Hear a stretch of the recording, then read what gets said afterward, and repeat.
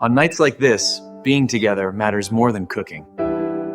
But the ingredients still have to be big. As big as you?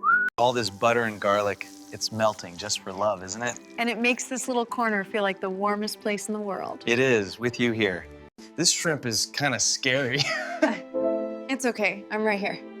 You mean for cooking, right? This moment makes me nervous. Don't worry, I'm here. Then, let's add it. Seasoning is important. Oh, that's why I'm doing it today.